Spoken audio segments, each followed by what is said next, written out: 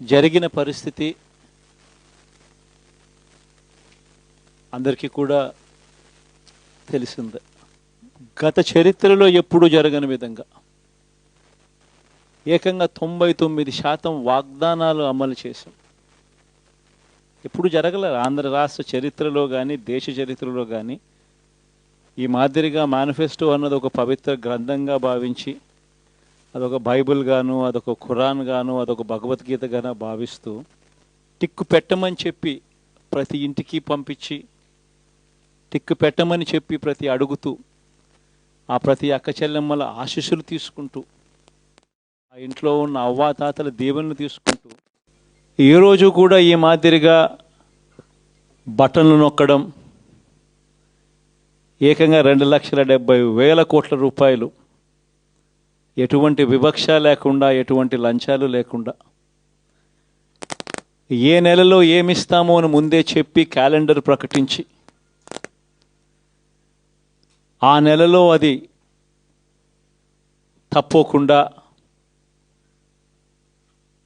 ప్రతి సంవత్సరం తూచా తప్పకుండా ప్రతి సంవత్సరం అది జరిగేట్టుగా చేస్తూ ఏకంగా 2,70,000 కోట్ల రూపాయల వివిధ పథకాల ద్వారా మాట తప్పకుండా జరగడం కూడా గతంలో ఎప్పుడూ కూడా చూడలేదు, జరగలేదు. ఇవన్నీ కూడా నేను ఏదైతే చెప్తా ఉన్నానో ఇవన్నీ ఎప్పుడూ చూడని మార్పులు, గతంలో ఎప్పుడూ జరగని సంస్కరణలు. విద్యారంగంలో అయితేనేమి, వైద్య రంగంలో అయితేనేమి, వ్యవసాయ రంగంలో అయితేనేమి, సామాజిక న్యాయం అంశంలో అయితేనేమి, మహిళా సాధికారత అంశంలో అయితేనేమి, గవర్నెన్స్ విషయంలో అయితేనేమి ఎప్పుడు జరగని చూడని సంస్కరణలను కూడా తీసుకొచ్చాం.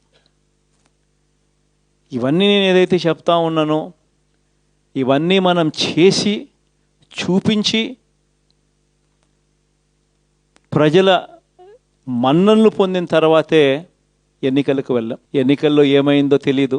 5 సంవత్సరాలు కళ్ళు మూసుకుంటే చాలా అయిపోయింది. 5 సంవత్సరాలు మళ్ళీ 2024 నుంచి 2029 కూడా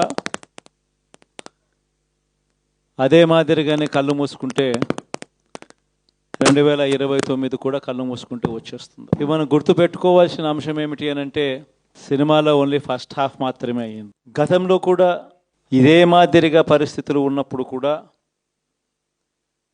మనం ఏ మాదిరిగా పైకి లేచాము అన్నది కూడా మీ అందరికీ తెలిసిన విషయాలే. నేను ఒక్కటే మీ అందరికీ చెప్తా ఉన్నా, ప్రజల్లో ఈరోజు మనం చేసిన మంచి ఉంది, ఇంటింటికి మనం చేసిన మంచి ఇంకా బ్రతికే ఉంది. ప్రజల్లో ఈరోజు మనం చేసిన పాలన మీద విశ్వసనీయత అనే పదానికి అర్థం ఈ రోజుకి కూడా ప్రజల్లో ఉంది. గడప గడపకు మనం చేసిన మంచి ఇంకా ప్రజల్లో బతికే ఉంది. మరి ఇవన్నీ ఉన్నప్పుడు మళ్ళీ మనం లేయడం కూడా తథ్యం. కాకపోతే కొంచెం టైం పడుతుంది, ఆ టైం ఇవ్వాలి. ఆ టైం ఇచ్చినప్పుడు, అది జరిగినప్పుడు, పాపాలు పండినప్పుడు ఖచ్చితంగా మళ్ళీ మనం పైకి లేస్తాం. ఈ విషయం ప్రతి ఒక్కరం కూడా గుర్తుపెట్టుకోవాలి. ఎందుకు ఈ మాట కూడా చెప్తా ఉన్నానంటే రాజకీయాలలో అన్నిటికన్నా ముఖ్యమైన అంశం క్యారెక్టర్, విలువలు, విశ్వసనీయత. ఈ పదాలకు అర్థం తెలిసి ఉండడం రాజకీయాలలో చాలా అవసరం. రాజకీయం అంటే ఎల్లవేళలా అధికారమే కాదు. అధికారంలో లేనప్పుడు కష్టాలు ఖచ్చితంగా వస్తాయి, కానీ ఖచ్చితంగా కష్టాలు వచ్చినప్పుడు మనం ఖచ్చితంగా ఏ రకంగా రియాక్ట్ అవుతాం అన్నది మన చేతుల్లో ఉంది. విలువలు, విశ్వసనీయత లేని మనిషిగా రాజకీయాలు చేద్దామా, లేదా కష్టాలు వచ్చినప్పుడు ఆ కష్టాలను ఎదుర్కొని హుందాగా నిలబడుతూ మళ్ళీ 5 సంవత్సరాలు కళ్ళు మూసుకుంటే 5 సంవత్సరాలు అయిపోతాయి, మళ్ళీ 5 సంవత్సరాల తర్వాత మన పాలన వస్తుంది, మన ప్రభుత్వం వస్తుంది, అప్పుడు మళ్ళీ మనమే ఆందోళన ఎక్కుతామన్నది కూడా గుర్తుపెట్టుకొని అడుగులు వేస్తామా అన్నది మనలో ప్రతి ఒక్కరూ కూడా ఆలోచన చేసుకోవాలి. ఇదే మన ప్రభుత్వం అధికారంలో ఉన్నప్పుడు కులం చూడలేదు, మతం చూడలేదు, ప్రాంతం చూడలేదు, రాజకీయాలు చూడలేదు. చివరికి ఏ పార్టీకి ఎవరు ఓటు వేశారు అన్నది కూడా చూడకుండా ప్రతి పథకము కూడా డోర్ డెలివరీ చేయించాం మనం. అర్హత మాత్రమే ప్రామాణికంగా తీసుకుని ప్రతి పథకము, ప్రతి మంచి కూడా ప్రతి ఇంటికి డోర్ డెలివరీ చేయించాం. అలా ప్రతి మంచి, ప్రతి పథకము డోర్ డెలివరీ చేసిన ప్రభుత్వం మనదైతే, పాలన మందైతే, ఈరోజు కేవలం వాళ్ళ పార్టీకి ఓటు వేయలేదు అని మాత్రమే,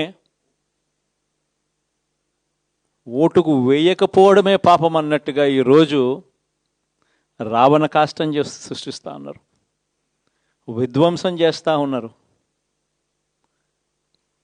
ఆస్తులు నష్టం చేస్తున్నారు, కొడతా ఉన్నారు, అవమానిస్తూ ఉన్నారు. ఇవన్నీ శిశుపాలుని పాపాల్లో భాగాలుగా ఇవన్నీ అప్పుడే పాపాలు మొదలయ్యాయి. ఒకవైపున మనమేమో మనకు ఓటు వేయకపోయినా కానీ ఏ రోజు కూడా డిస్క్రిమినేషన్ చూడలేదు. అటువంటి వాళ్లకు కూడా మనం డోర్ డెలివరీ చేసిన ప్రభుత్వం పాలన మందైతే, ఈరోజు కేవలం ఓటు వేయలేదన్న ఒకే ఒక కారణంతో ఏకంగా కొడతా ఉన్న పాలన వీళ్ళది. ఈ పాపం ఊరికే పోదు. రెండవ పాపం చంద్రబాబుది కూడా అప్పుడే పండింది. బహుశా కేంద్రం ఈ రకమైన కేంద్రంలో ఈ రకమైన పరిస్థితులు బహుశా ఎప్పుడు ఉండిండవేమో. ఈ రకంగా కేంద్రంలో 240 ఎంపీలు మాత్రమే వచ్చిన పరిస్థితులు, రాష్ట్రంలో ఏకంగా వీళ్ళకు కూడా ఈ మాదిరిగా మంచి నెంబర్లు వచ్చిన పరిస్థితులు, ఎన్డీఏలో మళ్ళీ చక్రం తిప్పుతా ఉన్న పరిస్థితులు. ఇలాంటి పరిస్థితుల్లో కూడా ప్రత్యేక హోదాను అడక్కపోవడం చంద్రబాబు చేసిన మరో పాపానికి కూడా మరో నాంది. ఇలాంటి పరిస్థితుల్లో కూడా ప్రత్యేక హోదా మనం అడిగి తెచ్చుకోలేకపోతే రాష్ట్రంలో ఏ ఒక్క యువకుడు కూడా క్షమించడు చంద్రబాబు నాయుడు. మనం కొంచెం ఈ పాపాలు పండేదాకా మనం గట్టిగా దీన్ని నిలబడగలిగితే, ముందుకు తీసుకొని పోగలిగితే ఈ పోరాటాన్ని ఆటోమేటిక్గా శిశుపాలుని 100 పాపాలు ఫాస్ట్గా ఎరోడ్ అయిపోతాయి. కాబట్టి ప్రతి ఒక్కరూ ఈ విషయాలన్నీ గుర్తుపెట్టుకోమని కోరుతాం. ఇవన్నీ బహుశా నేను చెప్పేటివన్నీ కూడా మీ అందరికీ కూడా తెలియనేటివి కాదు.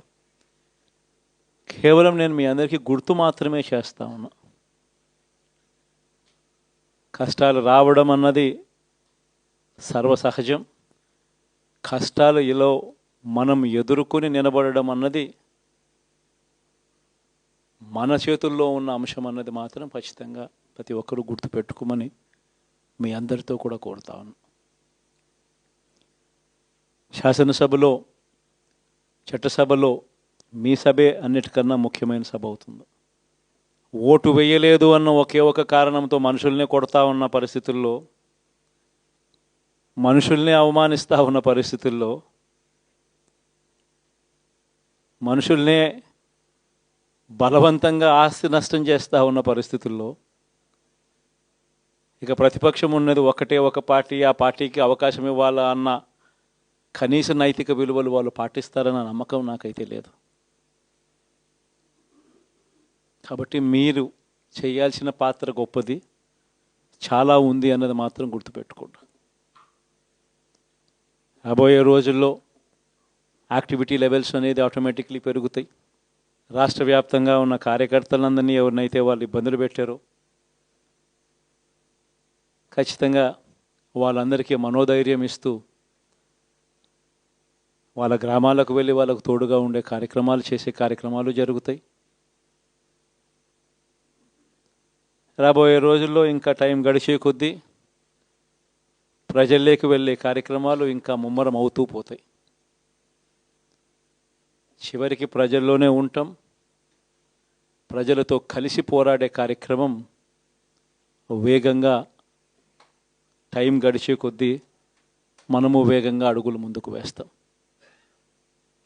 ఒకటి మీ అందరికీ చెప్తా ఉన్నా, ఏకంగా 14 నెలలు పాదయాత్రలు చేశాం. ఆ వయసు ఈ రోజుటికి నాకుంది. ఆ సత్తువ ఈ రోజుటికి నాకుంది. కాబట్టి మీరు మాత్రం ప్రతి ఒక్కరూ గుర్తుపెట్టుకోండి, ఆ టైం వచ్చేదాకా మీ పాత్ర చాలా కీలకం. ప్రతి ఒక్కరూ ఈ విషయాన్ని మాత్రం గుర్తుపెట్టుకొని మీ అందరితో కూడా సవినయంగా వేడుకుంటా ఉన్నాను.